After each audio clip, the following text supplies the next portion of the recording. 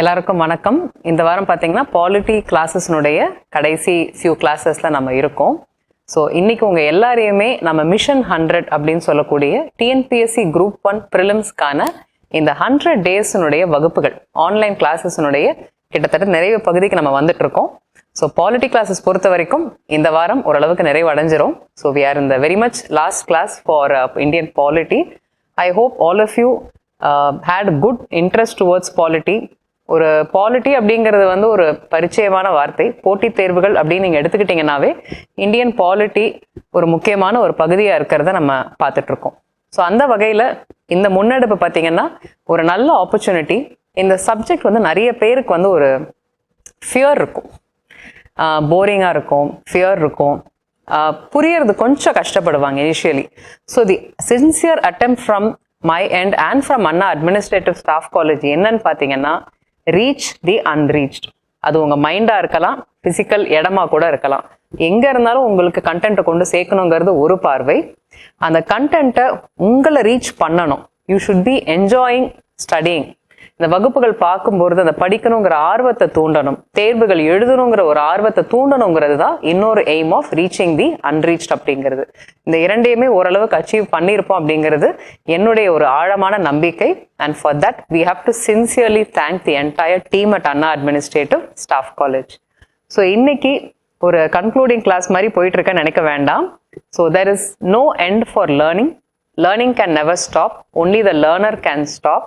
அந்த வகையில் இது வந்து ஒரு பகுதியினுடைய நிறைவாக தான் நம்ம பார்க்க போகிறோம். நாளைக்கு ரிவிஷன் கிளாஸ் நம்ம பார்க்க போகிறோம். இன்னும் பயங்கர சுவாரஸ்யமாக இருக்கும். yesterday I was reading an article on Twitter. Hindu news paper and இன்னொரு ஐஏஎஸ் அகாடமி இணைந்து நடத்திய ஒரு பயிற்சி பட்டறையில் பார்த்தீங்கன்னா ஃபார்மர் டிஎன்பிஎஸ்சி சேர்பர்சன் திரு நட்ராஜ் ஐபிஎஸ் அவர்கள், முனைவர் நட்ராஜ் ஐபிஎஸ் அவர்கள் ரிட்டையர்ட், அவர் பேசியிருந்த ஒரு லைன் வந்து எனக்கு பயங்கர பஞ்ச் லைன் மாதிரி ஸ்டக் ஆயிடுச்சு. எந்த மூவிலையுமே இந்த மாதிரி ஒரு பஞ்ச் லைன் வருமானு எனக்கு தெரியல. I mean I think Leo இப்போதான் ரிலீஸ் ஆயிருக்கும்னு நினைக்கிறேன். But still I'm gonna share it with you. Your competition is with the question paper and not with anybody else அப்படின்னு சொன்னார். அதாவது நம்மளுடைய போட்டி யாரோட தெரியுமா? நம்ம யாரோட போட்டி போடுறது தெரியுமா? அந்த கேள்வித்தாளில் இருக்கக்கூடிய வினாக்களோடு தான் நம்ம போட்டி போட்டுட்டு இருக்கோம். வேற யாரோடய நமக்கு போட்டி கிடையாது அப்படின்னாரு. ஸோ நம்ம ரிவிஷன் கிளாஸ்ல வந்து இந்த ஒரு பஞ்ச் லைனை வச்சு தான் இன்ட்ரோ கொடுக்க போறோம். we are going to analyze previous year's question papers with revision. இது நாளைக்கு. பட் இன்னைக்கு ஃபினிஷிங் டச் என்ன பார்க்க போறோம்? What is the icing on the cake பாலிட்டிலன்னு பார்த்தீங்கன்னா last is saved for the best அப்படின்னு சொல்லலாம். So important constitutional amendments. ஓரளவுக்கு பாலிட்டியில் கண்டென்ட் கவர் பண்ணியாச்சு given the time frame for the classes. இதில் வந்து இந்த அமெண்ட்மெண்ட்ஸ் அப்படிங்கிறது ரொம்ப ரொம்ப முக்கியம். நேற்று கிளாஸ்ல டிஸ்கஸ் பண்ண மாதிரி தான் பல்வேறு வகுப்புகளில் நம்ம வந்து இந்த அமெண்ட்மெண்ட்ல இது பண்ணாங்க, இந்த ஒரு சட்ட திருத்தத்தில் இந்த வருஷத்துல இந்த மாற்றத்தை கொண்டு வந்தாங்க அப்படிங்கிறத நம்ம லிங்க் பண்ணி தான் பேசியிருப்போம். பட் ஒரு மொத்தமாக எனக்கு வந்து கம்பைல்டா முக்கியமான அரசியலமைப்பு சட்ட திருத்தங்கள் இந்தியாவில் என்ன பண்ணியிருக்காங்க அப்படின்னு ஒரு மாணவர்கள், ஆர்வலர்கள், தேர்வாளர்களுடைய பார்வையில் பார்க்கும் பொழுது இன்றைய வகுப்பு ரொம்பவே பிரயோஜனமாக இருக்கும். லைக் எஸ்டர்டே கான்ஸ்டிடியூஷனல் அண்ட் நான் கான்ஸ்டிடியூஷனல் பாடிஸ், அரசியலமைப்பு சாரா அமைப்புகள் நம்ம டிஸ்கஸ் பண்ணும் பொழுது இதையும் அந்த சேர்க்கையில் நீங்கள் வந்து ஆட் பண்ணிக்கலாம். A quick revision regarding amendments. ஒரு ஜென்ரலி அமெண்ட்மெண்ட்ஸ் நீங்கள் ஒரு கிளாஸ் ரிவைஸ் பண்ணும் பொழுது 2 அட்வான்டேஜ் இருக்கு. As a faculty, I want to share this with you before we go to the class. நீங்கள் டாபிக் வைஸ் ரிவைஸ் பண்ணலாம். இந்த மாதிரி டாபிக் வச்சு மற்ற சப் டாபிக்ஸோட சேர்ந்து லிங்க் பண்ணி ரிவைஸ் பண்ணலாம். ரெண்டுமே பண்ணலாம். ஒரு மாறுபட்ட ஒரு கற்றல் முயற்சின்னு சொல்லலாம்.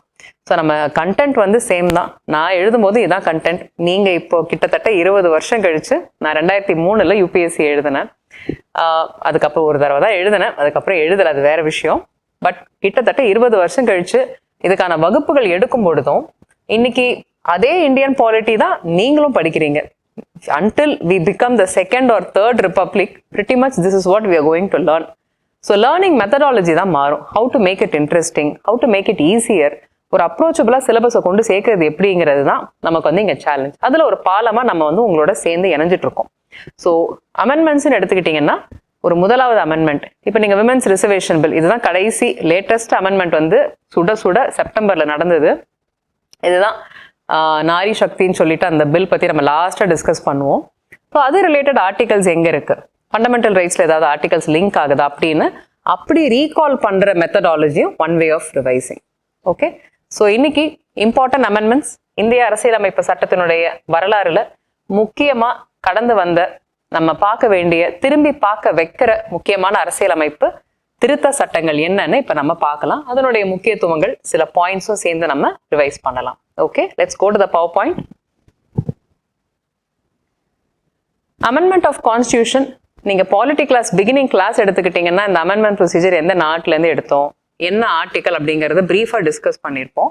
டைப்ஸ் ஆஃப் அமெண்ட்மெண்ட்ஸும் நம்ம டிஸ்கஸ் பண்ணியிருக்கோம். எந்த மாதிரியான வகையில வந்து அரசியலமைப்பு சட்டத்தின் திருத்தங்கள் மேற்கொள்ளப்படலாம், simple majority, effective majority, absolute மெஜாரிட்டின்னு ஒரு வகுப்புலேயே ஸ்பெசிஃபிக்காக நான் அதை கவர் பண்ணியிருப்பேன்.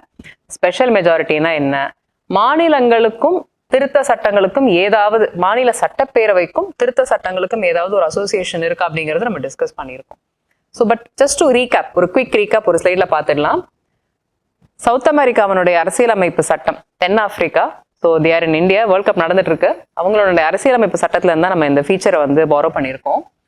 ஆர்டிகல் 368 இப்போ நீங்கள் மார்க் பண்ணணும் அப்படின்னா இந்த ஆர்டிகல் 368 பார்ட் 20 ஆஃப் கான்ஸ்டியூஷனில் மென்ஷன் பண்ணியிருக்காங்க. இது வந்து அரசியலமைப்பு சட்டம் எழுதப்படும் பொழுது இருந்த நிலை. கேசவானந்த பாரதின்னு சொல்லிட்டு ஒரு வழக்கு, இவர் தொடுத்த இந்த வழக்கில் பார்த்தீங்கன்னா பேசிக் ஸ்ட்ரக்சர்னு ஒன்று உருவாகுது. அந்த வழக்கின் தீர்ப்பின் மூலமாக நீதியரசர்கள் அப்போது ஒரு விஷயம் சொல்றாங்க, அரசியலமைப்பு சட்டத்துல வந்து நீங்க பேசிக் ஸ்ட்ரக்சர்லாம் போய் தேடாதீங்க, இந்த வார்த்தையெல்லாம் எங்கேயுமே இருக்காது, குழப்பம் அடையக்கூடாது. பின் நாட்களில் இப்ப நாளைக்கு இன்னும் ஒரு 5 இயர்ஸ்ல கூட இன்னொரு ஜட்மெண்ட் வரலாம். ஜட்மெண்ட் வந்துட்டு பேசிக் ஸ்ட்ரக்சர் வந்து இப்ப ரெலவெண்ட் இல்லைன்னு கூட ஒரு ஜட்மெண்ட் வரலாம்.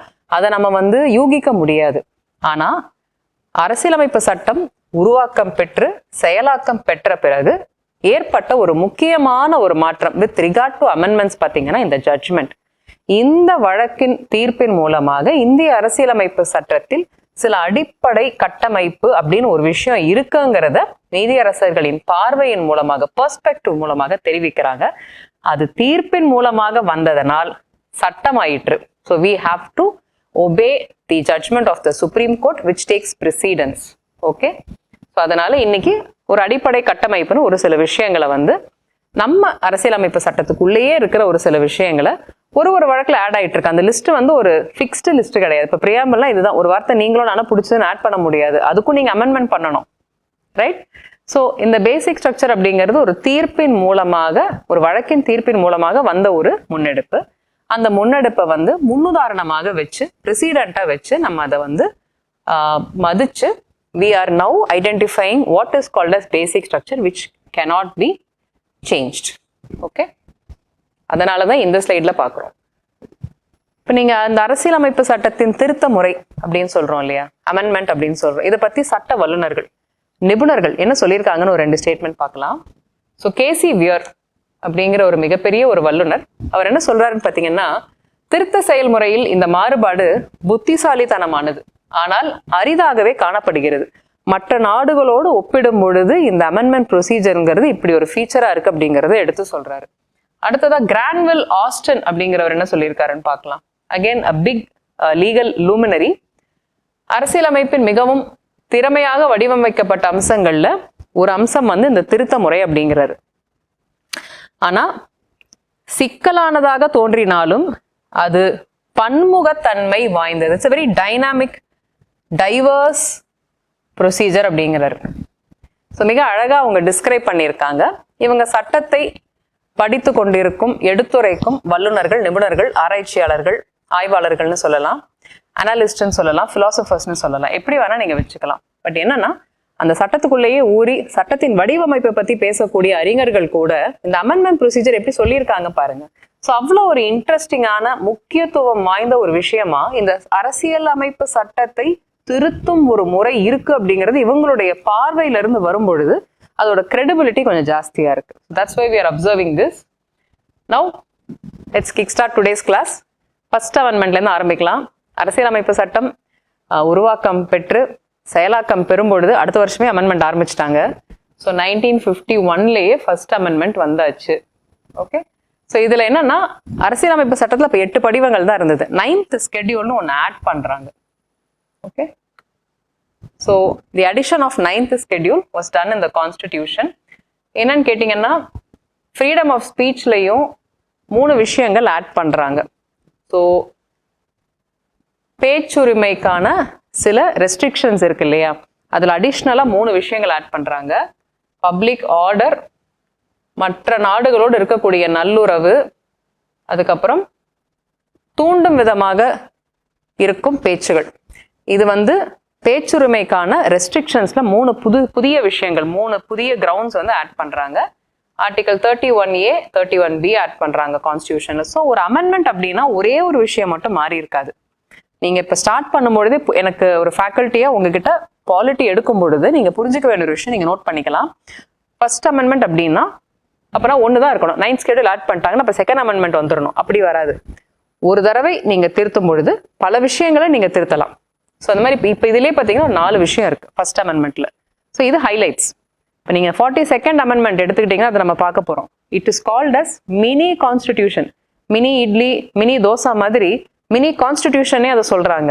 அப்படின்னா இப்போ எவ்வளோ விஷயம் மாற்றங்கள் அப்போ பண்ணியிருப்பாங்கன்னு பாருங்க. நமக்கே 2 ஸ்லைடு போட்டிருக்கோம் அந்த மாற்றங்களை. சுருக்கமாக சம்மரைஸ் பண்றதே 2 ஸ்லைடு நம்ம போட்டிருக்கோம். ஸோ அந்த மாதிரி அமெண்ட்மெண்ட் அப்படிங்கிறது பல்வேறு விஷயங்களை அந்த ஒரு திருத்த முறையில கொண்டு வந்து பண்ணலாம். அதுவுமே அலோட். தட்ஸ் வை நீங்க ப்ரீவியஸ் ஸ்லைட்ல கிரான்வில் ஆஸ்டன் சொல்லும் பொழுது இட்ஸ் வெரி டைனாமிக் அப்படிங்கிறாரு, வெரி டைவர்ஸ், பன்முகத்தன்மை கொண்டதுங்கிறாரு. ஸோ அந்த ப்ரொசீஜரே ஒரு சிங்குலர் ப்ரொசீஜர் கிடையாது. இதுதான் நீங்க புரிஞ்சுக்கணும். ஸோ 4 விஷயங்கள் முக்கியமா நம்ம பார்க்க வேண்டியது இதுதான் ஃபர்ஸ்ட் அமெண்ட்மெண்ட்ல பண்ணியிருக்காங்க. இரண்டாவதா பார்க்கலாம். 1952ஆம் ஆண்டு அரசியலமைப்பின் 2வது முறையாக ஒரு திருத்தம் ஏற்படக்கூடிய ஒரு சூழல் வந்தது. எதுக்காகன்னு பார்த்தீங்கன்னா ரொம்ப சுவாரஸ்யமான ஒரு விஷயம். லோக்சபா தொகுதிகள் மறுவரையறை செய்யப்படும் பொழுது ஒரு தொகுதியில பார்த்தீங்கன்னா ரீஅட்ஜஸ்ட்மெண்ட் பண்றாங்க. ரீஅட்ஜஸ்ட்மெண்ட் வந்து என்னன்னா எந்த அளவுக்கு பிரதிநிதித்துவம் இருக்கலாம், எத்தனை பேருக்கு ஒரு பிரதிநிதியாக இருக்கக்கூடியவர் அப்படின்னு ஒரு கேப் வைப்பாங்க இல்லையா. அந்த கேப் வந்து அப்ப வரைக்கும் 7,50,000 இருந்தது. இன்க்ரீஸ் பண்ணலாம். So you can even represent 10 lakh people. So ஒரு சில தொகுதிகள் சிறிய தொகுதிகளா இருக்கலாம், ஒரு சில தொகுதிகள் மிகப்பெரிய தொகுதிகளா இருக்கலாம். இது இந்தியாவில் இருக்கு. ஸோ அதுக்கான ஒரு சேஞ்சை அரசியலமைப்பு சட்டத்துல 2வது அமெண்ட்மெண்ட் மூலமா கொண்டு வந்தாங்க. So after the first general elections. இதுதான் ஸ்கேல் ஆஃப் ரெப்ரசன்டேஷன். இதுக்காக ஒரு அமெண்ட்மெண்ட் பண்ணாங்க. அடுத்ததான் நம்ம பார்க்க போறது 7th Amendment Act, very famously known as States Reorganization Act of 1956. இப்ப நீங்க ஒரு அரசியலமைப்பு சட்ட திருத்தத்தின் மூலமாக அந்த சட்டம் வந்ததுங்கிறது தான் நம்ம தெரிஞ்சுக்க வேண்டிய விஷயம். இந்த 7வது அரசியலமைப்பு சட்ட திருத்தத்தின் மூலமாக என்ன பண்ணாங்க அப்படின்னு கேட்டீங்கன்னா, ஃபர்ஸ்ட் இந்தியாவினுடைய மாநிலங்களின் ஒரு பட்டியலிடப்படும் தன்மை ABCDன்னு சொல்லி கிளாசிபிகேஷன் இருந்தது. இதை வந்து அபாலிஷ் பண்றாங்க. So abolition of classification. இந்த ABCDங்கிற கிளாசிபிகேஷன் நம்மளுடைய பாலிட்டி கிளாஸ்லேயே வந்து 2nd கிளாஸ்ல இருக்கும். நீங்க அந்த கிளாஸை ரீவிசிட் பண்றீங்கன்னா அந்த ஸ்லைட்ல மாநிலங்களினுடைய ஒரு வகை வந்து நம்ம தெளிவாக கொடுத்துருப்போம். ஃபர்ஸ்ட் எப்படி இருந்தது, அதுக்கப்புறம் 14 ஸ்டேட் எப்படி வந்தது அப்படின்னு சொல்லிட்டு. பேஸ்ட் ஆன் திஸ் அமெண்ட்மெண்ட் தான் 14 மாநிலங்கள் 6 யூனியன் பிரதேசங்களா இந்தியா வந்து பிரிக்கப்பட்டுச்சு. ஸோ நீங்க தார் கமிஷன், JVP கமிஷன் அதெல்லாம் வந்து இங்க ரிவைஸ் பண்ணலாம், ஒரு ரீவிசிட் பண்ணலாம். நீங்க ரிவைஸ்ன்னு சொல்றதை விட ரீகால் பண்ணி ட்ரை பண்ணி பார்க்கலாம். அண்ட் ஹைகோர்ட்ஸ் பொறுத்த வரைக்கும் இந்த 7வது அரசியலமைப்பு சட்ட திருத்தத்தின் மூலமாக சில மாற்றங்கள் கொண்டு வந்தாங்க. So additional judges, acting judges நியமனம் செய்கிறது. அதே மாதிரி ஒரு உயர்நீதிமன்றத்துக்கும் பக்கத்துல ஒரு யூனியன் டெரிட்டரி இருந்தது அப்படின்னா அந்த ஒரு அதிகார எல்லையை அந்த யூனியன் டெரிட்டரிக்கு அலோகேட் பண்ணக்கூடிய ஒரு மாற்றத்தையும் இந்த அரசியலமைப்பு சட்ட திருத்தத்துல கொண்டு வந்தாங்க. 2 அல்லது அதற்கு மேற்பட்ட மாநிலங்களுக்கு ஒரே உயர்நீதிமன்றத்தை செயல்படுத்தும் முறை. இப்போ மெட்ராஸ் ஹைகோர்ட் வந்து பார்த்தீங்கன்னா தமிழ்நாடு அண்ட் பாண்டிச்சேரி யூனியன் டெரிட்டரிக்கும் சேர்ந்து தான் இருக்கும். ஸோ அந்த மாதிரியான ஒரு மாற்றம். அண்ட் 2nd schedule வந்து அமெண்ட் பண்ணாங்க. மோஸ்ட் இம்பார்ட்டன்ட் 7வது படிவம். ஓகே, ப்ராப்பர்ட்டி ரிலேட்டடா 7வது படிவத்தில் சில மாற்றங்கள் கொண்டு வந்தாங்க. இதுதான் 7வது அரசியலமைப்பு சட்ட திருத்தத்தில் முக்கியமா நம்ம நோட் பண்ண வேண்டிய சில திருத்தங்கள் கொண்டு வரப்பட்டது. அடுத்ததான் நம்ம பார்க்க போறது 10வது அரசியலமைப்பு சட்ட திருத்தம். இது வந்து 1961ஆம் ஆண்டு மேற்கொள்ளப்பட்ட ஒரு அரசியலமைப்பு சட்ட திருத்தம். இதுல என்ன முக்கியமா பண்ணிருக்காங்கன்னு பார்க்கலாம். தாத்ரா அண்ட் நாகர் ஹவேலி இந்த யூனியன் டெரிட்டரி இந்தியாவில் இருக்கு. ஸோ இங்க என்ன பண்ணாங்கன்னு பார்த்தீங்கன்னா இந்த ஒன்றியத்தில் இணைத்தல். ஓகே, ஸோ இந்தியாவோட இணையும் இந்த தாத்ரா நாகர் ஹவேலி, இதன் மூலமாக என்னன்னா அந்த பிராந்தியத்தினுடைய அமைதி, முன்னேற்றம், அரசாங்கத்திற்கான ஒரு நல்ல முன்னெடுப்பு, அந்த விதிமுறைகளை உருவாக்குவதற்காக குடியரசுத் தலைவருக்கு அதிகாரம் கிடைக்கப்பெற்றது. ஸோ கிட்டத்தட்ட இன்டகிரேஷன் ஆஃப் தாத்ரா நாகர் ஹவேலின்னு சொல்லலாம். அடுத்த அமெண்ட்மெண்ட் 15th அமெண்ட்மெண்ட் 1963 நம்ம பார்க்க போறோம். 1963ஆம் ஆண்டு மேற்கொள்ளப்பட்ட இந்த ஒரு அரசியலமைப்பு சட்ட திருத்தத்தில் முக்கியமான அம்சங்கள் என்ன அப்படின்னு பார்க்கலாம். So writ jurisdiction of high courts, நீதி பேராணைகள் நம்ம ஏற்கனவே டிஸ்கஸ் பண்ணியிருக்கோம். ஜுடிஷியரி அப்படிங்கிற வகுப்பு 2 வகுப்புகளை நம்மளே இந்த பகுதியில் எடுத்திருக்கோம் மிஷன் 100ல. ஸோ நிறைய பேர் இன்னும் நீங்கள் அந்த கிளாஸை பார்க்காம இருக்கீங்க. Very very important. செலக்டட் லெசன்ஸ்ல நிறைய பேர் பார்க்கக்கூடாது, எல்லா லெசன்ஸுமே பார்க்கணும். எந்த கிளாஸுமே நீங்கள் ஸ்கிப் பண்ணுறதுக்கு வாய்ப்பே கிடையாது. ஏன்னா கொஸ்டின் பேப்பர்ஸ் இப்போ ப்ரெடிக்ட் பண்ண முடியல. இதுதான் கோர் சிலபஸ், இதுல இருந்து வரும், சிலபஸுக்குள்ளேயே சிலபஸ் தேடிட்டு இருப்பாங்க. அந்த மாதிரிலாம் இப்போ கொஸ்டின் பேப்பர் வர்றதில்ல. நடப்பு நிகழ்வுகள் கொஸ்டின் பேப்பர்ல முக்கியமான தாக்கத்தை ஏற்படுத்துது. அப்ப கரண்ட் அஃபேர்ஸ் படிச்சா போதுமான்னு உடனே கேட்கக்கூடாது. கரண்ட் அஃபேர்ஸை கோர் சிலபஸோட நீங்க லிங்க் பண்ணணும். எக்கானமியா இருக்கலாம், ஹிஸ்டரியா இருக்கலாம், சயின்சஸா இருக்கலாம், டெக்னாலஜி, என்வாயன்மெண்ட், எந்த ஒரு பகுதியா இருந்தாலும், தமிழா இருந்தாலும், தமிழ் தாண்டி தமிழ் தாண்டி மிச்ச பகுதிகளில் பார்த்தீங்கன்னா நடப்பு நிகழ்வுகளின் தாக்கம் கொஸ்டின் பேப்பர்ல நீங்க ரியலிஸ்டிக்காவே பார்க்கலாம். யூபிஎஸ்சியா இருந்தாலும் சரி, டிஎன்பிஎஸ்சி, ஆர்ஆர்பி, எஸ்எஸ்சி, ஓரளவுக்கு அனைத்து வகையான போட்டித் தேர்வுகளையும் இந்த ஒரு மாற்றத்தை இப்ப நம்ம பார்க்க முடியுது. ஸோ நீங்க ஒரு நடப்பு நிகழ்வுகள் கேட்கும் பொழுது அது சார்ந்த அரசியலமைப்பு சட்ட பகுதிகளின் கேள்வி வருவதற்கு வாய்ப்புகள் உண்டு. அப்ப அந்த பகுதி இப்ப ஜுடிஷியரியில இப்ப புதுசா ஒரு ஹைகோர்ட் எஸ்டாப்ளிஷ் பண்ணியிருக்காங்க.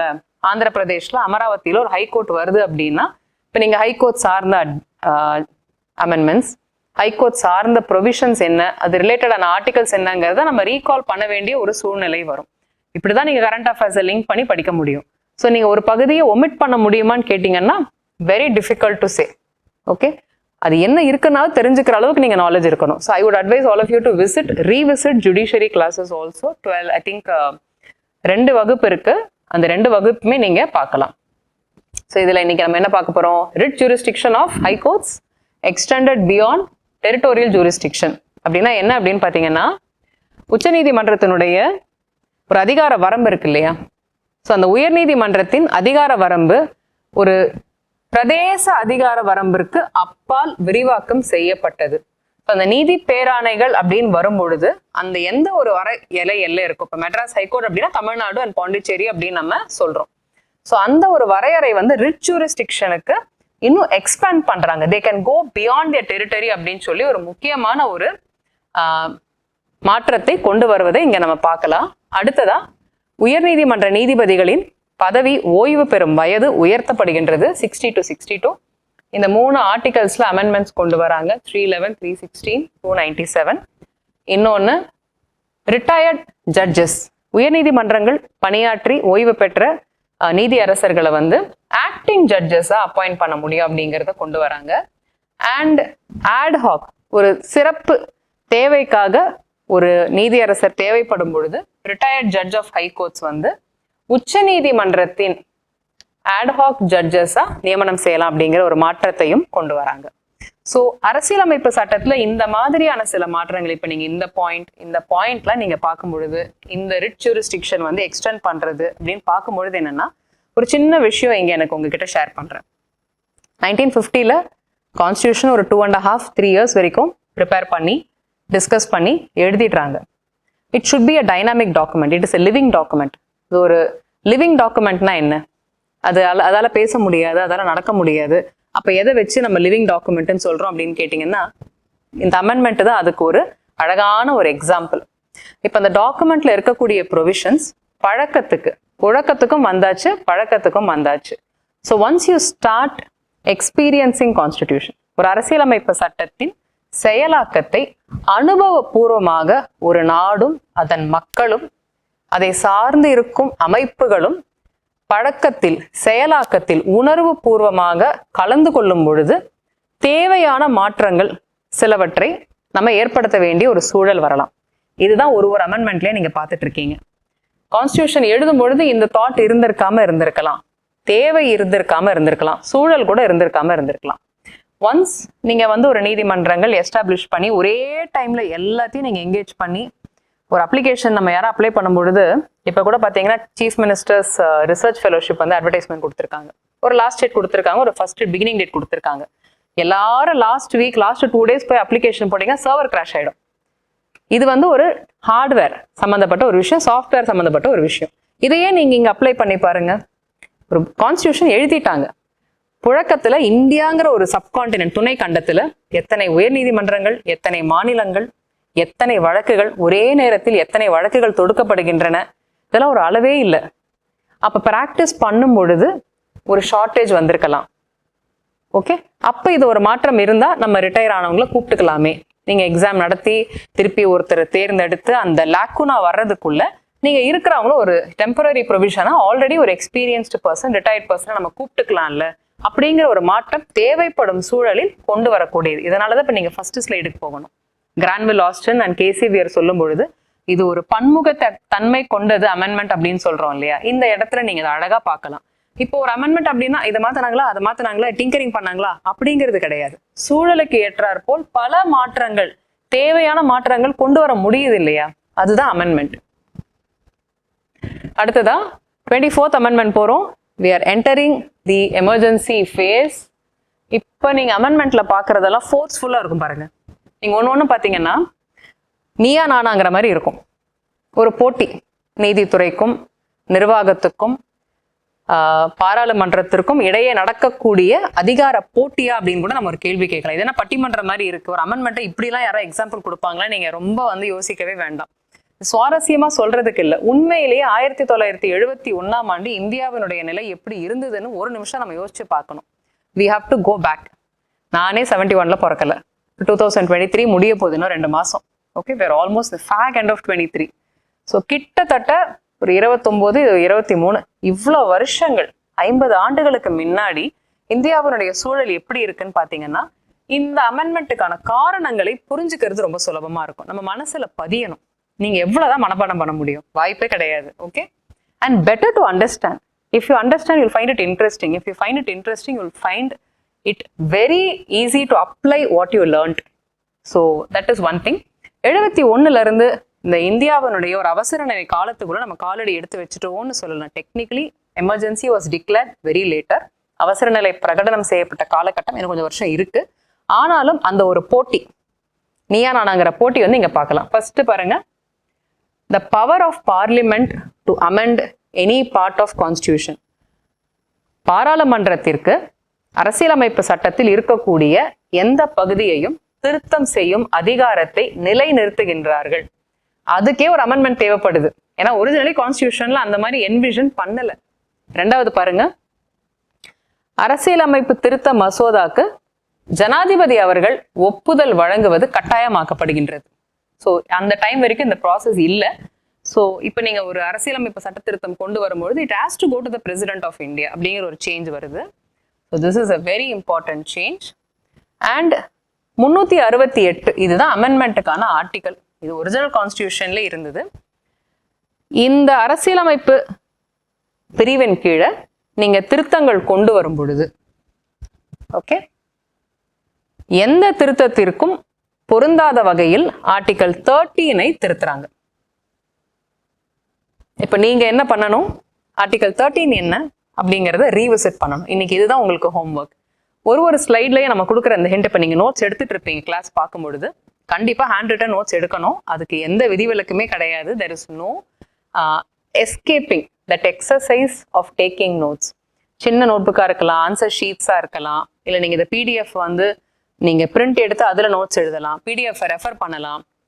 பட் இருந்தாலும் நீங்க உங்க கையால எழுதுற நோட் மேக்கிங் தான் உங்களுடைய குரூப் 1 ஃபர்ஸ்ட் ஸ்டேஜ்ல இருந்து செகண்ட் ஸ்டேஜ் போகும்பொழுது உங்களை ஹெல்ப் பண்ணும்.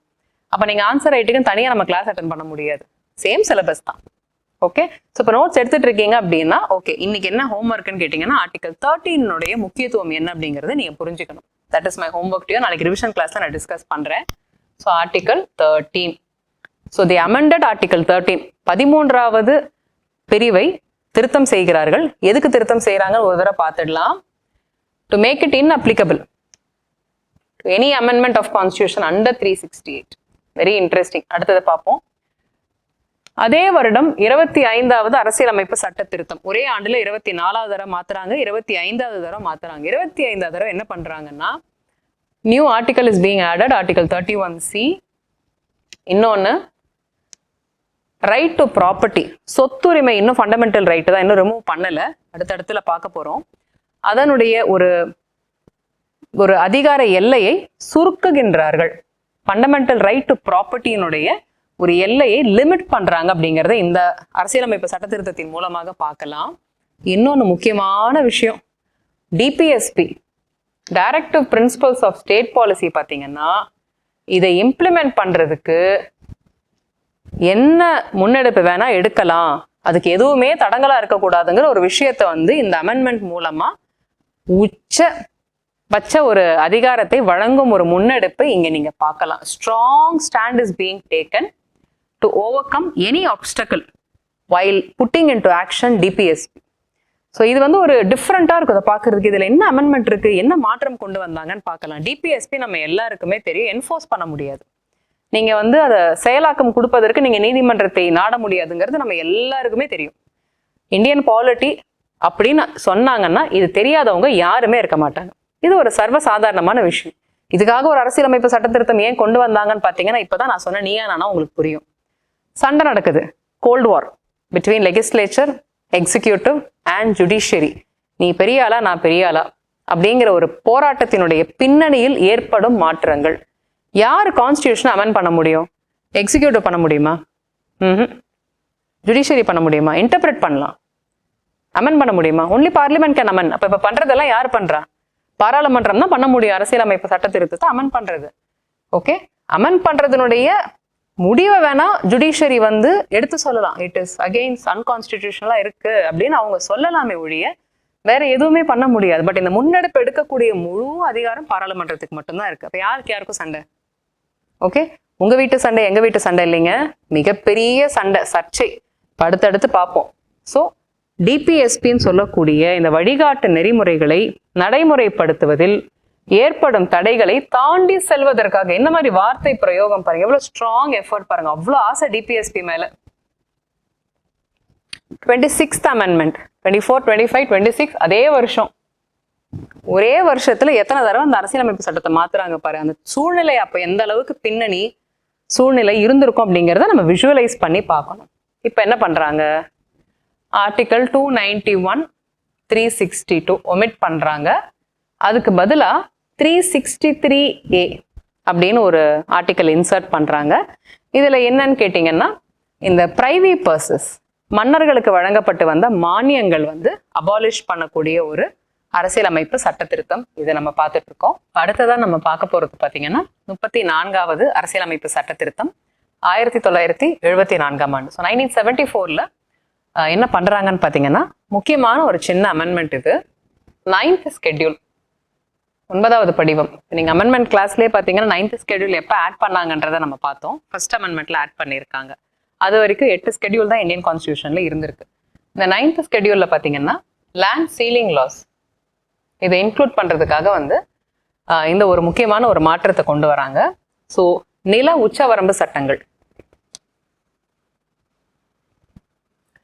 நிறைய திருத்தப்பட்ட சட்டங்கள் கொண்டு இருக்கும் பொழுது அதனுடைய ஒரு ப்ரொடெக்ஷன் ஜுடிஷியல் ரிவ்யூல இருந்து ப்ரொடெக்ட் பண்ணணும் அப்படிங்கிறதுக்காக ஒரு 9th ஸ்கெட்யூல்ல ஸ்டார்ட் பண்றாங்க. அதுல சில சட்டங்கள் அந்த அட்டவணையை திருத்தி உச்சவரம்பு சட்டங்களை இங்க கொண்டு வைக்கிறாங்க. ஓகே, ஸோ இந்த ஒரு அமெண்ட்மெண்ட் முன்மொழியப்படுகின்றது. இந்த ஒரு சட்ட திருத்தத்தின் மூலமாக நில உரிமை மற்றும் பல்வேறு மாநிலங்களின் நில சீர்திருத்த சட்டங்களை இந்த அட்டவணையில சேர்க்க ஆரம்பிக்கிறாங்க.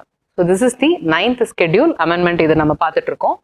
அடுத்ததா 1975ஆம் ஆண்டு 38வது அரசியலமைப்பு சட்ட திருத்தம். இப்போ இதுல என்ன முக்கியமான மாற்றங்கள்னு பார்க்கலாம். அவசர நிலை பிரகடனம். இதுல என்ன பண்றாங்கன்னு பாத்தீங்கன்னா, emergency which is normally declared by President of India, அதுதான் கான்ஸ்டிடியூஷன் சொல்லுது. ஒரு அவசர நிலையை பிரகடனம் செய்யும் பொழுது ஜனாதிபதி அவர்கள் செய்யக்கூடிய அந்த பிரகடனம் நான் ஜஸ்டிசியபிள். ஓகே, ஸோ இந்த வேர்ட் நீங்க பார்த்துக்கோங்க, நான் ஜஸ்டிசியபிள். ஸோ இது என்ன அப்படின்னு கேட்டீங்கன்னா, ஸோ மோஸ்ட் இம்பார்ட்டன்ட் இந்த ஒரு அமெண்ட்மெண்ட் கொண்டு வராங்க. ட்ரைங் டு கிராப் பவர் அப்படிங்கிற ஒரு விஷயத்தை இங்க நம்ம பார்க்கலாம். ஸோ யாருக்கு அதிகமான அதிகாரங்கள் இருக்கு அப்படிங்கிற ஒரு இன்டர்பிரிட்டேஷன்ல இருக்கக்கூடிய ஒரு போராட்டத்தின் பின்னணியில தான் இப்போ நீங்க ரீசெண்டா பார்த்துட்டு இருக்க இந்த ஃபியூ ஸ்லைட்ஸை நம்ம வந்து கான்டெக்ஸ்டுவலா பிளேஸ் பண்ணணும். இதை நான் எப்படி புரிஞ்சுக்கணும், எந்த காலகட்டத்தில் நடக்குது அப்படிங்கிறது எனக்கு புரியுது, ஆனா நான் எந்த இடத்துல அதை வச்சு பார்க்கணும் படிக்கும் பொழுது அப்படின்னு கேட்டீங்கன்னா இந்த ஒரு பின்னணி. Who has more power, who has power, இதை நீங்க செய்யணும் செய்யக்கூடாதுன்னு சொல்லக்கூடிய அதிகாரம் யாருக்கு இருக்கு அப்படிங்கிற ஒரு போராட்டத்தை தான் இந்த அமெண்ட்மெண்ட்ஸ்ல நீங்க பார்க்கலாம். ஸோ ஃபர்ஸ்ட் திங் அவசர நிலை பிரகடனம். அதே மாதிரி இங்க அடுத்தது பாருங்க, அவசர சட்டங்கள் இயற்றக்கூடிய அதிகாரம் ஜனாதிபதி அவர்களுக்கு இருக்கு, ஆளுநர்களுக்கு இருக்கு, யூனியன் டெரிட்டரிஸினுடைய நிர்வாகிகளுக்கு இருக்கு. திஸ் வாஸ் ஆல்சோ மேட் நான் ஜஸ்டிசியபிள். அதே மாதிரி ஜனாதிபதி அவர்களுக்கு ஒரு முக்கியமான அதிகார ஒரு குவிப்பை வழங்குறாங்க. என்னன்னு கேட்டீங்கன்னா, ஒரே நேரத்துல பல்வேறு காரணங்களுக்காக தேசிய அவசர நிலை, இப்ப வந்து ஒரு காரணத்துக்காக அவசர நிலை இருக்கு அப்படின்னா இன்னொரு ஒரு காரணத்துக்காக பேரலா நீங்க ஒரு டிக்ளரேஷன் எமர்ஜென்சி டிக்ளேர் பண்ணலாம் அப்படிங்கிற ஒரு மாற்றத்தை கொண்டு வராங்க. So these are the changes that are being mat. இது ரிலேட்டடான ஆர்டிகல்ஸ்ல அமெண்ட்மெண்ட் செய்யறாங்க. அடுத்ததா 42nd அமெண்ட்மெண்ட் ஆக்ட் 1976 1976 ஏற்படுத்தக்கூடிய ஒரு மிகப்பெரிய ஒரு அரசியலமைப்பு திருத்தங்கள் அப்படின்னு சொல்லலாம், சீர்திருத்தங்கள்னு கூட சொல்லலாம். ஓகே, ஸோ பிரியாம்பிள்ல 3 வார்த்தைகள் ஆட் பண்றாங்க. ஸோ நம்ம படிச்சுட்டு இருக்கிறோம். பிரியாம்பிள் அப்படிங்கிறது வெரி ஃபர்ஸ்ட் கிளாஸ்ல நம்ம தாண்டி வந்துடுறோம். அடுத்த மாசம் கான்ஸ்டிடியூஷனல் டே வரப்போகுது. ஸோ நவம்பர் 26 கான்ஸ்டிடியூஷனல் டே நம்ம செலிப்ரேட் பண்றோம், அரசியலமைப்பு தினம். அன்னைக்கு நார்மலா பிரியாம்பிள் எல்லாரும் படிச்சு நம்ம வந்து ஓத்து எடுத்துக்குவோம். ஸோ சோஷியலிஸ்ட், செக்யூலர், இன்டெகிரிட்டி, இந்த 3 வார்த்தைகள் பிரியாம்பிள்ல இப்பதான் ஆட் பண்றாங்க. ஃபண்டமெண்டல் டியூட்டிஸ் கான்ஸ்டிடியூஷனுக்குள்ள புதுசா ஒரு வருகை, ஒரு நபர் இன்க்ளூட் ஆகுறாரு. ட்ரைபியூனல்ஸ் புதுசா ஆட் ஆகுறாங்க. ஓகே, ஸோ தீர்ப்பாயங்கள் நம்ம ஆல்ரெடி டிஸ்கஸ் பண்ணிட்டோம், ஜுடிஷியரி கிளாஸ்ல வந்து இருக்கு. You can revisit that class again. அது எப்போ வந்ததுன்னு கேட்டீங்கன்னா இந்த அமெண்ட்மெண்ட் மூலமா. இப்போ டீலிமிட்டேஷன்ங்கிற வார்த்தை நிறைய அடிக்கடி பிரயோகத்துல இருக்கு. விமென்ஸ் ரிசர்வேஷன் பில்லுல கூட இந்த வார்த்தை வந்தது. மறுவரையறை, இதை நம்ம கூட டிஸ்கஸ் பண்ணியிருக்கோம், வெரி டீட்டெயிலாக நீங்கள் கிளாஸஸ்ல டிஸ்கஸ் பண்ணியிருக்கோம். யூனியன் லெகிஸ்லேச்சர் அப்படிங்கிற இந்த 2 வகுப்புகளை பிரித்து நம்ம டீட்டெயிலாக அதை பற்றி டிஸ்கஸ் பண்ணியிருக்கோம். நீங்கள் ரீவிசிட் பண்ணுங்க அந்த கிளாஸையுமே. ஸோ லோக்சபா தொகுதிகளில் இருக்கக்கூடிய தொகுதிகளுக்கான பங்கீடு மறுவரையறை, இதை வந்து 2000வது ஆண்டு வரைக்கும் ஃப்ரீஸ் பண்ணுறாங்க. ஸோ 1971 மக்கள் தொகை கணக்கெடுப்பின் படிதான் இப்ப நமக்கு தொகுதிகளின் பங்கீடு இருக்கு. மாநிலங்களா இருக்கட்டும், மத்திய பாராளுமன்றத்திலேயே இருக்கட்டும், அதை ஃப்ரீஸ் பண்ணது இந்த அமெண்ட்மெண்ட் மூலமா தான். லோக்சபா மற்றும் மாநில சட்டப்பேரவைகளின் பதவி காலத்தை 5 ஆண்டுகளிலிருந்து 6 ஆண்டுகளாக உயர்த்தியது. ஒரு சுவாரஸ்யமான சேஞ்சுன்னு சொல்லணும்னா இதை தான் சொல்லலாம். ஸோ 6 years த டேர்ம் இப்படி இன்க்ரீஸ் பண்ண முடியுமா? 5 வருஷம் தானே அப்படின்னு நம்ம நினைக்கிறோம். அமெண்ட்மெண்ட்ங்கிறது மாற்றம், திருத்தங்கள் நீங்க கொண்டு வரலாம். இப்ப நீங்க 5 years 10 years மாத்தலாமா மேடம் கேட்டீங்கன்னா, ஒரு பாராளுமன்றம் நினைத்தா அந்த மாற்றத்தை கொண்டு வர முடியும். கொண்டு வருவதற்கான வழிமுறை ஆர்டிகல் 368ல சொல்லியிருக்காங்க. So this was done. Constitutional amendments வந்து நீதித்துறையின் பார்வையில் அப்பாற்பட்டது அப்படிங்கிறாங்க. அரசியலமைப்பு சட்ட திருத்தங்களுக்கும் நீதித்துறைக்கும் சம்பந்தம் இல்லை அப்படிங்கிற ஒரு மாற்றத்தையே கொண்டு வராங்க. And all India judicial service இதை உருவாக்குறாங்க. இதுக்கப்புறம் இன்னும் கொஞ்சம் இருக்கு. இந்தியாவின் ஏதோ ஒரு பகுதியில் தேசிய அவசர நிலை பிரகடனம் செய்ய முடியுமா? இப்ப தமிழ்நாட்டில் மட்டும் அவசர நிலை பிரகடனம் செய்ய முடியுமா? சவுத் இந்தியால மட்டும் பண்ண முடியுமா? வெஸ்டர்ன் இந்தியால மட்டும் பண்ண முடியுமா? குறிப்பிட்ட சில மாநிலங்கள்ல மட்டும் பண்ண முடியுமா அப்படின்னு கேட்டீங்கன்னா அதுக்கான வழிமுறைகளை உருவாக்கினாங்க. So proclamation of emergency in one part of territory of இந்தியாவும் பண்ண முடியுங்கிறது இந்த அரசியலமைப்பு சட்ட திருத்தத்தின் மூலமாக உருவான ஒரு விஷயம். அதே மாதிரி மாநிலத்தில் இருக்கக்கூடிய ஜனாதிபதி ஆட்சியை ஒன் டைமா 6 monthsல இருந்து 1 yearக்கு இன்க்ரீஸ் பண்ணக்கூடிய ஒரு ப்ரொவிஷன். 6 மாத காலங்கள் இருக்கலாம், அதை வந்து ஒன் டைமா நீங்க வந்து 1 வருஷத்துக்கு இன்க்ரீஸ் பண்ணலாங்க ஒரு சேஞ்சை கொண்டு வந்தாங்க. இன்னொரு முக்கியமான விஷயம், மாநில பட்டியலிருந்து பொதுப்பட்டியலுக்கு 5 விஷயங்கள் சென்ற ஆண்டு 1976 தான். ஸோ கல்வி, forest, wild animal, birds, weights and measures, administration of ஜஸ்டிஸ்ன்னு சொல்லக்கூடிய இந்த 5 சப்ஜெக்ட்ஸ் மாநில பட்டியலில் இருந்து பொதுப்பட்டியலுக்கு மாற்றப்பட்ட ஆண்டு 1976 இந்த அரசியலமைப்பு சட்ட திருத்தத்தின் மூலமாக தான். இது பல்வேறு முன்னெடுப்புகளுக்கு இந்த மாற்றம் இன்னைக்கு வழிவகுக்குது. பொதுப்பட்டியலில் போனதுக்கான அர்த்தம் என்ன அப்படின்னா மத்திய அரசாங்கமும் அதில் சட்டம் இயற்றலாம், மாநில அரசாங்கங்களும் சட்டம் இயற்றலாம். ஸோ நமக்கே உரித்தான ஒரு அதிகாரம் இன்று பொதுவான அதிகாரத்துக்குள்ள போயிருச்சு அப்படிங்கிறதா. So states have last power on these items. Centre has gained legislative powers on these items because it is in concurrent list. 3 புதிய நெறிகாட்டு வழிமுறைகள். ஸோ டைரக்டிவ் பிரின்சிபல்ஸ்ல 3 விஷயம் ஆட் பண்றாங்க. Equal justice, free legal aid, அதுக்கப்புறம் இண்டஸ்ட்ரீஸ்ல participation of workers, protection of environment, இது 3 add ஆகுது. இதுக்கப்புறம் 44th amendment act 1978ஆம் ஆண்டு 44வது அரசியலமைப்பு சட்ட திருத்தம் இந்தியாவினுடைய அரசியலமைப்புல ஏற்படுது. அவசர நிலை பிரகடனம் தொடர்பா ஒரு வார்த்தை பிரயோகத்தில் மாற்றம், உள்நாட்டு கலவரம் அப்படிங்கிற இந்த வார்த்தையை வந்து எடுத்துட்டு ஆயுதமேந்திய கிளர்ச்சி அப்படின்னு மாற்றப்படுது. ஸோ இன்டர்னல் டிஸ்டர்பன்ஸ் அந்த வேர்டை ரீப்ளேஸ் பண்றாங்க. So this word is replaced using armed rebellion அப்படிங்கிற இந்த வேர்டு. அதே மாதிரி அவசர நிலை பிரகடனம் செய்யும் பொழுது ஒரு அமைச்சரவையின் எழுதப்பட்ட பரிந்துரை அதை வச்சுதான் ஜனாதிபதி அவர்கள் பரிந்துரை செய்யணும். Only on the basis of written advice, not advice, written advice. அப்புறம் நாளைக்கு நீ சொல்லலை நான் சொல்லலைன்னு சொல்லிட்டு உன்னால நான் கேட்டேன் என்னால நீ கேட்டங்கிற கதையாயிடும் சொல்லிட்டு ரிட்டன் அட்வைஸ் தான் you can declare emergency. Now எந்த வருடம் பாருங்க, 1978ஆம் ஆண்டு. ஸோ எமர்ஜென்சி கிட்டத்தட்ட முடிவடைந்த ஒரு காலம் அப்படின்னு சொல்லலாம். So there is a realisation between legislature, judiciary, executive, மக்கள். So the test of democracy, test of கான்ஸ்டிடியூஷன்னே சொல்லலாம். அதனுடைய ஒரு விழிப்புணர்வுன்னு சொல்ல முடியாது. The result of the process of going through a national emergency வந்து பாராளுமன்றத்தின் மீதும் நீதித்துறை மீதும் நிர்வாகத்தின் மீதும் ஏற்படுத்தக்கூடிய தாக்கத்தை இந்த அமெண்ட்மெண்ட்ஸ்ல நம்ம பார்க்கலாம்.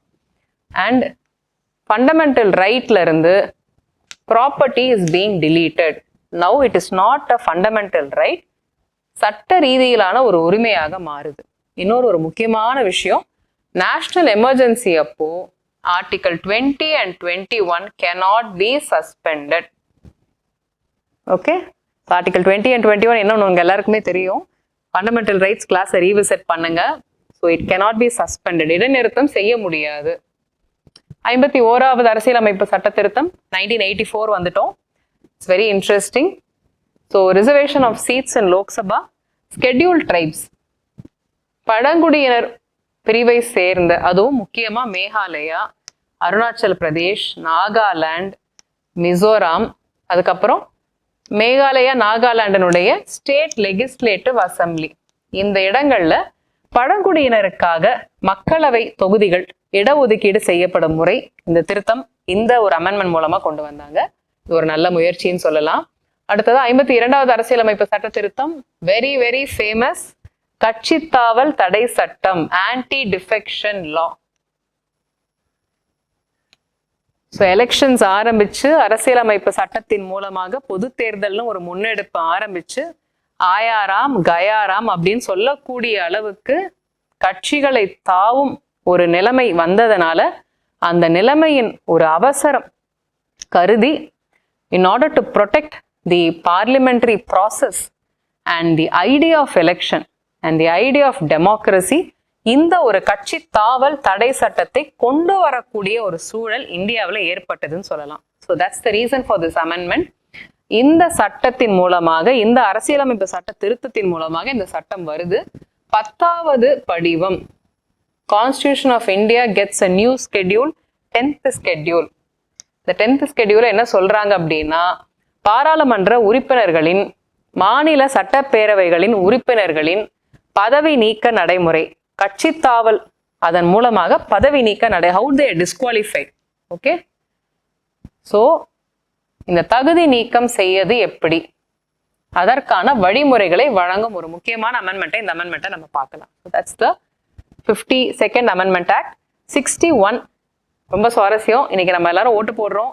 காலேஜ் படிக்கிற ஸ்டூடெண்ட்ஸை வந்து டெய் நீங்கள் ஃபர்ஸ்ட் டைம் ஓட்டர்ஸ் அப்படின்னு சொல்லிட்டு ஆசையாக வந்து ஒரு எலெக்ஷன் வரும்பொழுதும் ஒரு வருஷம் வரும்பொழுதும் மாணவர்களுக்கு அந்த விழிப்புணர்வை ஏற்படுத்துவோம். அண்ட் அஃப்கோர்ஸ் ரிப்பப்ளிக் டேக்கு முன்னாடி நாள் பார்த்தீங்கன்னா ஓட்டர்ஸ் டே, January 25th எவ்ரி இயர். அப்பயுமே வந்து பேரணிகள், விழிப்புணர்வு முகாம்கள், மாணவர்களை வச்சு நம்ம ஏன் பண்றோம் அப்படின்னா 18 இயர்ஸ் ஆடா நீங்க ஓட்டு போடலாம் அப்படிங்கிறதுனால. ஆனால் எப்போ வந்தது? 1989. 61வது அரசியலமைப்பு சட்டத்திருத்தத்தின் மூலமாக தான் 21 வயதா இருந்த அந்த ஓட்டு அளிக்கும் வயதை 18 வயதாக குறைத்தார்கள். ஸோ 21 to 18 இயர்ஸா மாறினதுக்கு அப்புறம் தான் இன்னைக்கு வந்து first time voters, we have very young first time voters. Once you are 18 you can start voting. So இந்த வருடம் பாராளுமன்ற தேர்தல் இந்தியாவில் நடக்க போகுது. அதுக்கு முன்னாடி 5 மாநில சட்டப்பேரவை தேர்தல் நடக்க போகுது. So all of us will have an opportunity to vote, exercise and participate in the biggest festival.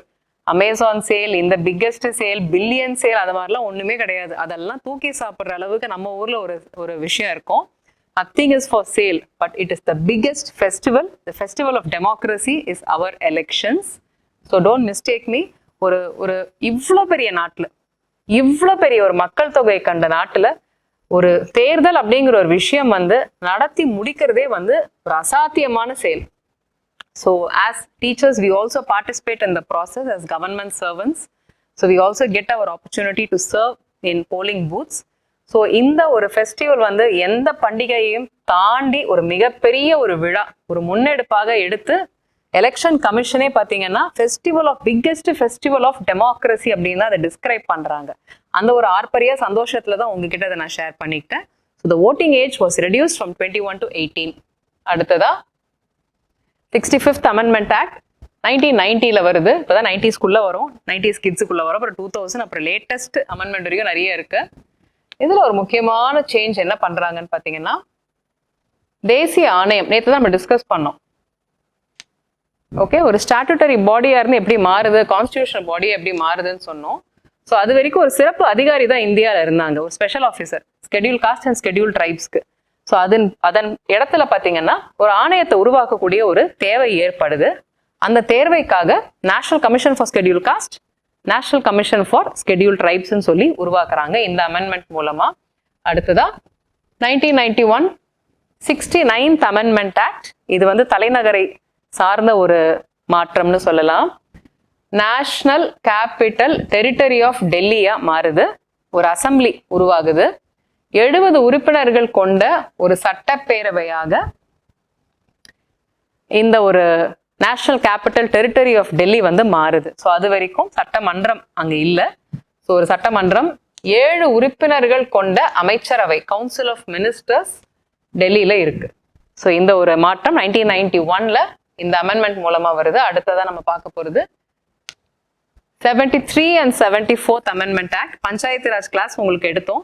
2 வகுப்புகளா நான் எடுத்திருக்கேன். ஒன்று வந்து அர்பன் லோக்கல் நகராட்சிகள் பத்தியும், அதுக்கப்புறம் ஊரக உள்ளாட்சி பகுதிகள் பத்தி 2 வகுப்புகளா நான் எடுத்திருக்கேன். நிறைய பேர் இன்னும் நீங்க அந்த கிளாஸஸ் பார்க்காம இருக்கீங்க. Very very important. Finance commission ரிலேட்டடா, பஞ்சாயத்து ரிலேட்டடா கேள்விகள் வந்து மெயின்ஸ் எக்ஸாம்லயுமே நிறைய கேட்கறாங்க. அதுக்கு நீங்க தனியா உட்காந்து அதை படிக்க முடியாது. இப்பவே படிச்சீங்கன்னா உங்களுக்கு இன்னும் ஆன்சர் ரைட்டிங் போற ஸ்டேஜ்ல சிலபஸ் ஓரளவுக்கு நீங்க கவர் பண்ணிருப்பீங்க. இப்பயே நீங்க ஜம்ப் பண்ணீங்கன்னா ஆன்சர் ரைட்டிங் போகும் பொழுது கண்டென்ட்டை உள்வாங்கி எழுதுறது கஷ்டம். ஆப்ஜெக்டிவ் டைப்லயாவது நம்ம கண்ணு முன்னாடி ஆப்ஷன்ஸ் இருக்கும், நம்ம கொஞ்சம் ரீகால் பண்ணி எலிமினேஷன் மெத்தட் ஏதோ ஒரு மெத்தட் நம்ம யூஸ் பண்ணலாம். பட் இன் மெயின்ஸ் வந்து you have to write the answer, there is no other go. So அதனால டிஎன்பிஎஸ்சி இப்போ தேர்வுகளை நோக்கி இருக்கிறவங்க குரூப் 1 ப்ரிலிம்ஸ் கிளாஸ் தான் நாங்கள் எடுத்துட்டு இருக்கோம். மெயின்ஸ் கண்டிப்பாக இதே சிலபஸ் தான். So revisit the panchayat raj class today when you have time. Panchayat raj அப்படிங்கிற ஒரு அமைப்பு இந்திய அரசியலமைப்பு சட்டத்தில் இல்லை. So using the 73rd Amendment Act, we have Panchayati Raj institutions as constitutionally recognized bodies. So 11வது படிவம் ஆன்டி டிஃபெக்ஷன் லாக்கு அப்புறம் 11th ஸ்கெடியூல் உருவாகுது. அதில் பஞ்சாயத்து ராஜ் சம்மந்தப்பட்ட விஷயங்களை வந்து வைக்கிறாங்க. And reservation of seats 33% reservation கொடுக்குறாங்க இல்லையா, அது இந்த பகுதியின் மூலமாக தான் கொடுக்குறாங்க. So for schedule caste, schedule tribes and 1/3 for women.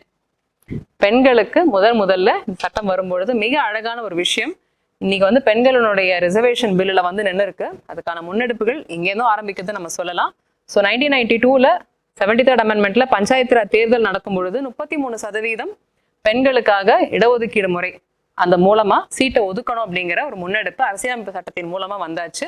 தமிழ்நாட்டில் we are providing 50%. ஓகே, இதன் தொடர்ச்சியா 74th கான்ஸ்டிடியூஷன் அமெண்ட்மெண்ட் ஆக்ட் பார்த்தீங்கன்னா urban local bodies, நகர்ப்புற மாநகர பகுதிகளுக்கான ஒரு லோக்கல் கவர்னன்ஸ், அந்த முன்னெடுப்பு 12th schedule of constitution உருவாக்குறாங்க. இதுல 18 விஷயங்கள், நகராட்சிகள் சம்பந்தப்பட்ட 18 விஷயங்கள் அந்த படிவத்துல இருக்கு. And part 9A of constitution அதுல வந்து இந்த ஆர்டிக்கலை ஆட் பண்றாங்க. So it talks about urban local bodies. 1994 we have one more amendment, 76th Constitutional Amendment Act. இந்த அமெண்ட்மெண்ட்டை வந்து தமிழ்நாடு இடஒதுக்கீடு சட்டம் அப்படின்னு கூட சொல்லலாம். இன்னைக்கு நம்ம 69% ரிசர்வேஷன் வழங்குறோம் தமிழ்நாட்டில் இல்லையா? இந்த 69 விழுக்காடு ரிசர்வேஷன் வழங்கக்கூடிய ஒரு விதம் வேற எந்த மாநிலத்திலையுமே கிடையாது.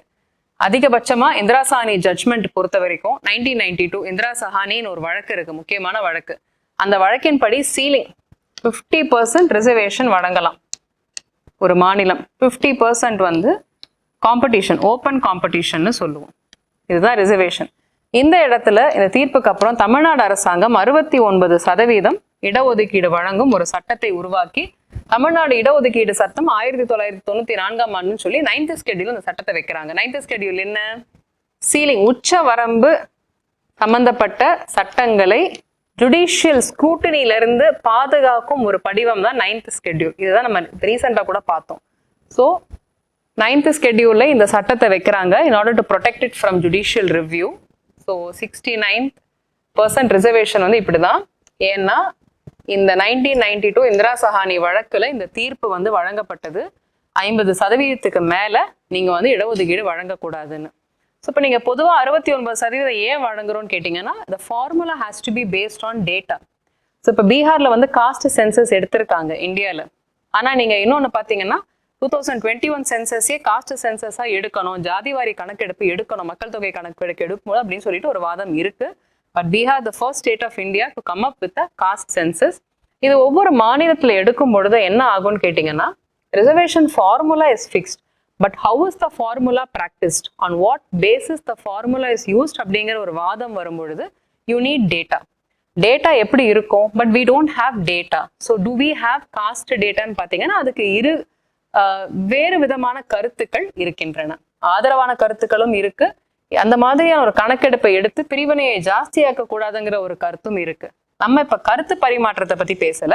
இந்த 69% சட்டம் எப்படி வந்தது, தமிழ்நாட்டுக்கு உரித்தான ஒரு மக்கள் தொகை கணக்கெடுப்பின்படி இந்த கொடுக்க வேண்டிய ஒரு சூழல் வந்ததுனால இந்த சட்டத்தை உருவாக்குனாங்க. அதுக்கு ஒரு அமெண்ட்மெண்ட் மூலமா இங்க வச்சாங்க. This is the 76th amendment. This is considered a very very important amendment. அதனாலதான் இப்ப நம்ம பாக்குறோம்.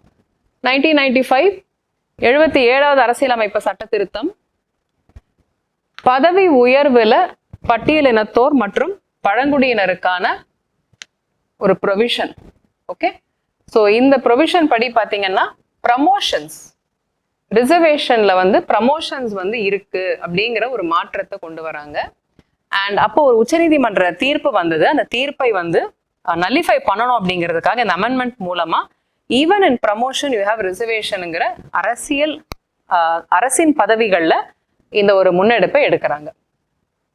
அடுத்ததா 80th Amendment Act 2000, 2000வது ஆண்டு. இப்போதான் 90s வந்து 2000க்கு ஜம்ப் ஆகி வரும். So alternate scheme of devolution. So taxes share பண்றோம் இல்லையா? ஸோ ஒன்றியத்திற்கும் மாநிலத்திற்கும் இடையே வந்து டாக்ஸஸை பகிர்ந்து கொள்ளும் ஒரு முறை. இந்த முறையில வந்து மாற்றம் கொண்டு வரப்பட்டது. அதுக்காக தான் இந்த ஒரு amendment act. 85th Amendment Act 2001. 2001ஆம் ஆண்டு 85வது அரசியலமைப்பு சட்ட திருத்தம் வருது. இதனுடைய முக்கியத்துவம் பார்க்கலாம். கான்சிக்வென்ஷியல் சீனியாரிட்டி அப்படிங்கிற ஒரு ப்ரொவிஷனை வழங்குறாங்க. So government servants who belong to scheduled caste and scheduled tribes இவங்களுக்கு ரிசர்வேஷன் வழங்கும் போது ப்ரமோஷன்ல கான்சிக்வென்ஷியல் சீனியாரிட்டி அப்படிங்கிற ஒரு விஷயத்தை வழங்குறாங்க. ஸோ முதுமை பதவி அப்படிங்கிற ஒரு விஷயம், இதுக்காக ஒரு முன்னெடுப்பு எடுக்கப்படுது. அடுத்ததா 86வது அரசியலமைப்பு சட்ட திருத்தம். ரைட் டு எஜுகேஷன் அப்படின்னு நம்ம சொல்லக்கூடிய 2002ஆம் ஆண்டு வந்த ஒரு முக்கியமான சட்ட திருத்தம்னு சொல்லலாம். ஸோ கல்வி அப்படிங்கிறது ஒரு அடிப்படை உரிமை அப்படின்னு சொல்லக்கூடிய சட்ட திருத்தம் இது. So elementary education was made a fundamental right. Fundamental ரைட்ஸ்ல பார்த்தீங்கன்னா 21ல ஏன்னு சொல்லிட்டு ஒரு புதிய ஆர்டிக்கல் வந்து ஆட் பண்றாங்க. டிபிஎஸ்பியில் ஆர்டிகல் 45ல ஒரு மாற்றம் இதற்காக மேற்கொள்ளப்பட்டது. புதிய ஒரு அடிப்படை கடமை ஆர்டிகல் 51A ஆட் பண்றாங்க. என்னன்னு கேட்டீங்கன்னா 6 வயதிலிருந்து 14 வயது வரை உள்ள குழந்தைகளுக்கு வந்து கல்வி அப்படிங்கிற ஒரு விஷயத்த வழங்க வேண்டியது it's duty of every parent and every citizen or guardian. நம்ம எல்லாரும் ஒரு கூட்டு பொறுப்பு அப்படின்னு சொல்றாங்க. ஸோ 6 to 14 years இந்த குழந்தைகளுக்கு பார்த்தீங்கன்னா அடிப்படை கல்வி அப்படிங்கிறது கட்டாயமாக்கப்பட்டது இந்த ஒரு அரசியலமைப்பு சட்ட திருத்தத்தின் மூலமாக. 91st Constitutional Amendment Act 2003 இதுல பார்த்தீங்கன்னா கவுன்சில் மினிஸ்டர்ஸ்னுடைய சைஸ், ஓகே, அமைச்சரவையினுடைய ஒரு ஒரு அளவு, இந்த அளவுகோல் வந்து இந்த அரசியலமைப்பு சட்ட திருத்தத்தின் மூலமாக கொடுக்குறாங்க அப்படின்னு சொல்லலாம். So limited the size of council of ministers, கொஞ்சம் குறைச்சாங்க அப்படின்னு கூட சொல்லலாம். அடுத்ததா 2005 93rd அமெண்ட்மெண்ட் ஆக்ட். இதுல பாத்தீங்கன்னா ரிசர்வேஷன், இடஒதுக்கீடு வந்து பேக்வர்ட் கிளாஸஸ்க்கு, socially and economically backward classes, சமுதாய அளவிலையும் பொருளாதார அளவிலையும் பிற்படுத்தப்பட்டோரா பின்தங்கிய நிலையில இருக்கக்கூடிய இந்த வகுப்பினருக்கு சிறுபான்மையினர் நடத்தும் கல்வி நிலையங்கள் இதை தவிர்த்து மற்ற இடங்கள்ல பிரைவேட் அன்எய்டட் எஜுகேஷனல் இன்ஸ்டிடியூஷன்ஸ்ல ரிசர்வேஷன் கொடுக்கணும் அப்படின்னு சொல்லக்கூடிய ஒரு அரசியலமைப்பு சட்ட திருத்தம். அடுத்ததா கோஆபரேட்டிவ் சொசைட்டிஸ்க்கு பார்த்தீங்கன்னா ஒரு கான்ஸ்டிடியூஷனல் ஸ்டேட்டஸ், அரசியலமைப்பு தன்மை வந்து இந்த அரசியலமைப்பு சட்ட திருத்தத்தின் மூலமாக கொண்டு வரப்பட்டது. ஸோ கூட்டுறவு சங்கங்களுக்கான ஒரு பிரத்யேக ஒரு அரசியலமைப்பு சட்ட திருத்தம் அப்படின்னு நம்ம இதை சொல்லலாம். 99 nearing the century, not as interesting as cricket, but India has reached a century of constitutional amendments ன்னு சொல்லலாம். ஸோ 99 2014 ஒரு டக் ஆஃப் வார்னே சொல்லலாம் இந்த அமெண்ட்மெண்ட். இதுல என்னன்னு கேட்டீங்கன்னா நீதிபதிகளின் நியமன முறைக்கான ஒரு போராட்டம் அப்படின்னே சொல்லலாம்.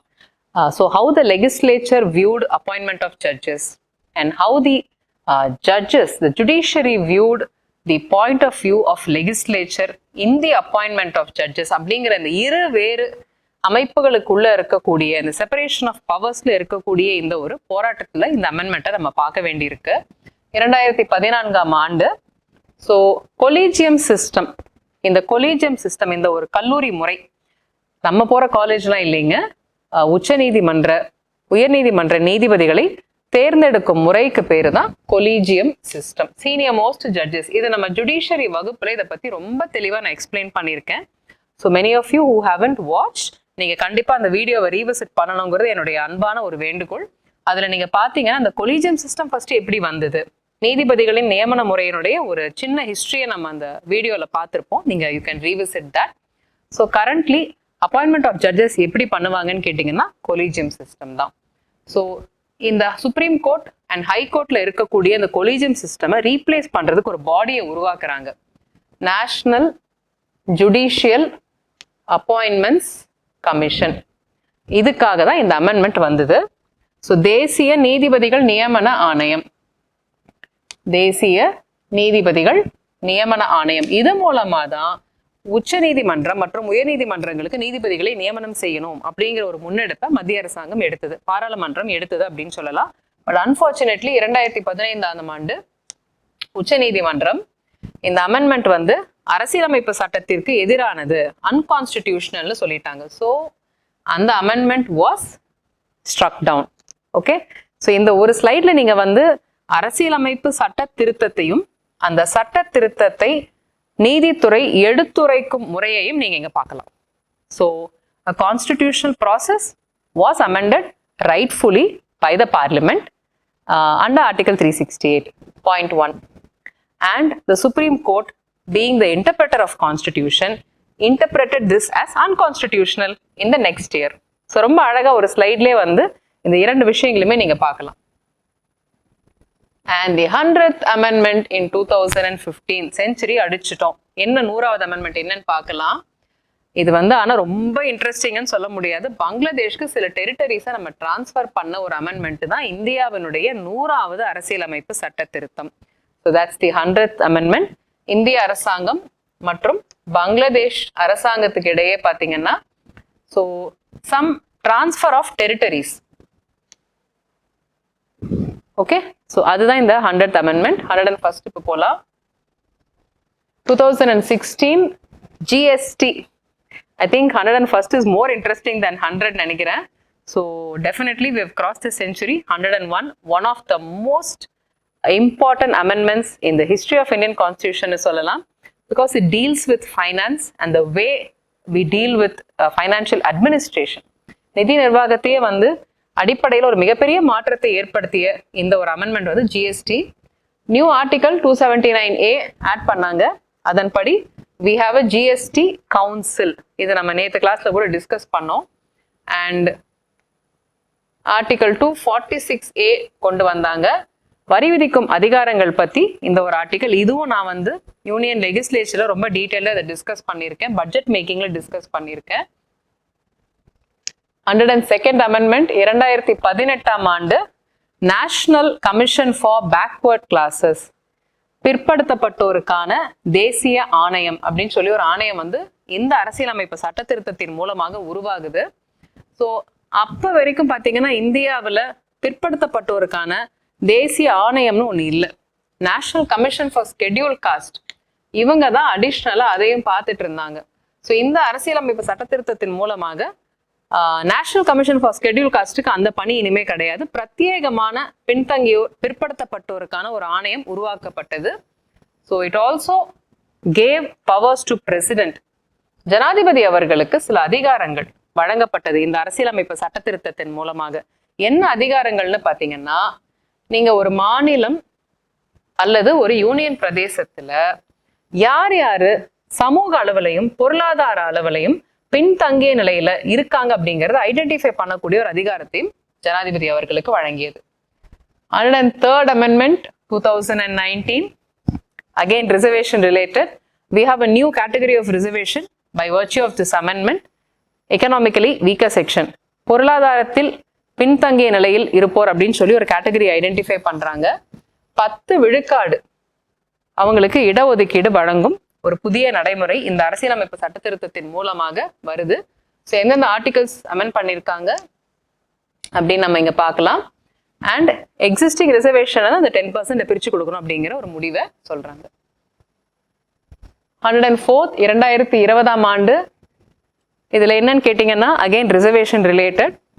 லோக்சபா மற்றும் மாநில சட்டப்பேரவைகள்ல இடஒதுக்கீடு முறை வழங்குறோம் இல்லையா தொகுதிகள்ல, ஸ்கெடியூல் காஸ்ட் மற்றும் ஸ்கெடியூல் ட்ரைப் பிரிவினர்களுக்கு, அதை வந்து இன்னும் 10 ஆண்டுகளுக்கு இன்க்ரீஸ் பண்றாங்க. அண்ட் ஆங்கிலோ இந்தியன் ரிசர்வேஷனை ரிமூவ் பண்றதும் இந்த அமெண்ட்மெண்ட் தான். ஸோ லோக்சபால 2 தொகுதிகள் 2 சீட்டு, அதே மாதிரி மாநில சட்டப்பேரவைகள்ல 1 சீட்டு வந்து 1 member can be nominated from Anglo Indian கம்யூனிட்டின்னு இருந்தது.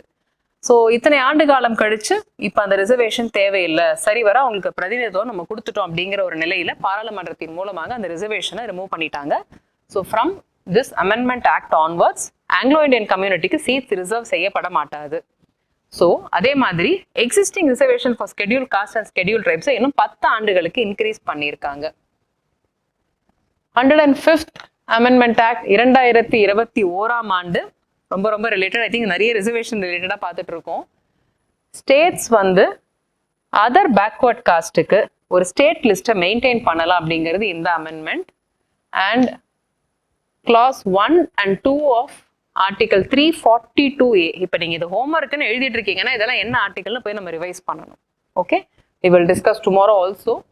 அண்ட் ஒரு புதிய ஒரு உட்பிரிவினை இந்த ஒரு பிரிவுல ஆட் பண்றாங்க. 342A 1 and 2 அமெண்ட் பண்றாங்க. கிளாஸ் 3 ஆட் பண்றாங்க. 366 338 இந்த ஆர்டிகல்ஸ் எல்லாம் அமெண்ட் பண்றாங்க. ஓகே, அண்ட் 102nd அமெண்ட்மெண்ட் இப்ப நம்ம ப்ரீவியஸா பார்த்தது பாத்தீங்கன்னா ஒரு சென்ட்ரல் லிஸ்ட் தான். ஒரு மாநில அளவுல இந்த லிஸ்ட்டை ப்ரிப்பேர் பண்ண முடியுமாங்கிறது தான் இந்த amendment. And it restored the powers of state government. அந்தந்த மாநிலத்துல இருக்கக்கூடிய அதர் பேக்வர்ட் கிளாஸஸை ஐடென்டிஃபை பண்ணக்கூடிய ஒரு அதிகாரத்தை மாநிலத்துக்கு வழங்கியதுன்னே சொல்லலாம். Finally the last amendment act, இந்திய பாராளுமன்ற ஒரு வரலாற்றுல பார்த்தீங்கன்னா சுதந்திரம் அடைந்ததுக்கு அப்புறம், அரசியலமைப்பு சட்டம் வந்ததுக்கு அப்புறம், குடியரசு ஆனதுக்கு அப்புறம் வந்த ஒரு முக்கியமான ஒரு அமெண்ட்மெண்ட் இதுதான் சொல்லலாம். So I'm so happy that I'm able to discuss this with all of you today. Very, very recent. End of Septemberல தான் பார்லிமெண்ட் இன்ட்ரடியூஸ் பண்ணாங்க. ஜனாதிபதி அவர்களும் இதுக்கு வந்து ஒப்புதல் அளிச்சுட்டாங்க. Now it is back. The ball is in the state governments. நீங்க special majority 50% ratification by states பண்ண வேண்டிய ஒரு முக்கியமான ஒரு சட்டம் இது பண்ணிடுவாங்கன்னு நினைக்கிறேன். ஸோ பெண்களுக்கான இடஒதுக்கீடு மசோதா it has been passed by both the houses and Nari Shakti Vandan Adhiniyam 128th amendment bill 2023 இது ஆக்டா மாறும் பொழுது it will be the next one hopefully. So already இந்தியாவில் பார்த்தீங்கன்னா 73வது 74வது அரசியலமைப்பு சட்ட திருத்தத்தின் மூலமாக பெண்களுக்கு இடஒதுக்கீடு முறையை நம்ம கொடுத்துட்டோம். எங்க பஞ்சாயத்து மற்றும் நகராட்சி உள்ளாட்சி அமைப்புகள்ல 33% நம்ம கொடுத்துட்டோம். இதன் மூலமாக டீலிமிட்டேஷன் அப்படின்னு சொல்லக்கூடிய மறுவரையறை செய்ததுக்கு பிறகு இப்ப நம்ம அது வரைக்கும் ஃப்ரீஸ் பண்ணியிருக்கோம். டில் 2026 நம்ம ஆல்ரெடி ஃப்ரீஸ் பண்ணிட்டோம். இதையுமே நம்ம யூனியன் லெஜிஸ்லேச்சர் எலெக்ஷன்ஸ் 2 கிளாஸ்லயுமே நான் ரொம்ப டீட்டெயிலாக டிஸ்கஸ் பண்ணியிருக்கேன். Please revisit the class. So இப்போ நீங்க ரிசர்வேஷன் வழங்கணும் அப்படிங்கிறது பார்த்தீங்கன்னா இந்த பில் ப்ரப்போஸ் என்ன சொல்லுது இந்த பில்லுன்னு கேட்டீங்கன்னா 33% பெண்களுக்கு இடங்களை ஒதுக்கீடு செய்வது எங்க லோக்சபா மாநில சட்டப்பேரவைகள் அதுக்கப்புறம் டெல்லியில இருக்கக்கூடிய அசம்பிளியில and this will also apply to the scheduled caste scheduled tribe seats அதோட சேர்ந்து தான் இந்த ரிசர்வேஷனை பார்க்கணுங்கிற ஒரு பாயிண்ட் வச்சிருக்காங்க. அண்ட் இந்த ரிசர்வேஷன் எப்போ எஃபெக்ட்ல வரும் எப்போ நம்ம எதிர்பார்க்கலாம் எப்போ ப்ராக்டிஸ்ல வரும்னு கேட்டிங்கன்னா ஃபர்ஸ்ட் சென்சஸ் நடக்கணும். எப்போனா இந்த பில் பப்ளிஷ் ஆனதுக்கு அப்புறம் எடுக்கக்கூடிய மக்கள் தொகை கணக்கெடுப்பின் அடிப்படையில் இது நடக்கணும். இட்ஸ் லாங் வே அவே. இது கடந்து வந்த பாதை இந்தியாவினுடைய லாங்கஸ்ட் பெண்டிங் பில் அப்படின்னு கூட சொல்லலாம். ஸோ 1996 81st அமெண்ட்மெண்ட் பில்லா மசோதாவா தாக்கல் செய்யறாங்க. சட்டமா மாறல. அரசியலமைப்பு சட்டமா தான் நம்ம எல்லாம் பார்க்கணும். இப்போ எல்லாமே அரசியலமைப்பு மசோதாவை நம்ம பார்க்கல. அதுக்கப்புறம் திருப்பி 84th அமெண்ட்மெண்ட் பில்ல 98ல இன்ட்ரடியூஸ் பண்றாங்க, 99ல இன்ட்ரடியூஸ் பண்றாங்க, 2008 அண்ட் ஃபைனலி 128வது அரசியலமைப்பு சட்டத்திருத்த மசோதாவா இன்ட்ரடியூஸ் பண்ணி தான் இப்போ ஃபைனலி இட் பாஸ்ட். ஸோ இந்த பில்லோட ஹிஸ்டரி பார்க்கணும் அப்படின்னா இந்த ஸ்லைட்ல நீங்க பார்க்கலாம். So thank you so much my dear aspirants. ஒரு சுவாரஸ்யமான class. We have completed to an extent Indian polity. I hope இந்த மிஷன் 100ல குரூப் 1 கிளாஸஸ்ல நம்ம அண்ணா நிர்வாக பணியாளர் கல்லூரி நடத்தக்கூடிய இந்த ஒரு மிகப்பெரிய முன்னெடுப்புல நீங்க எல்லாரும் பங்கெடுத்துக்கிட்டு I hope really it was useful for all of you and I am very happy to have joined all of you in Indian polity classes. இந்த ஒரு கிட்டத்தட்ட ஒரு 3 months நம்ம போயிட்டு இருக்கோம். நாளைக்கு revision class. we are going to finish off Indian polity with that. Thank you so much for joining me. Please watch the classes. RRR method மறந்துடாதீங்க. Read, revise, recall. அதை வந்து watch, revise, recall தான் சொல்லணும். So have a great day ahead and see you tomorrow in the revision class. Thank you.